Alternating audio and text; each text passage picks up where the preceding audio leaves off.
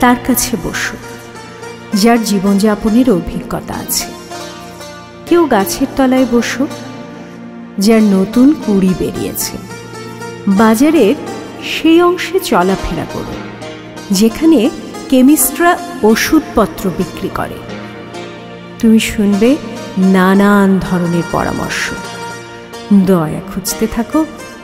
তুমি যদি নিশ্চিত নও, তাহলে ভণ্ডরা তোমাকে নিয়ে টানাটানি করবে।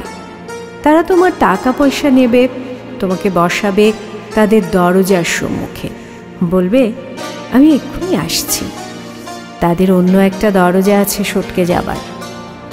একটা কেতলিতে তোমার কাপটা ডুবিও না, টকবক করছে বলে।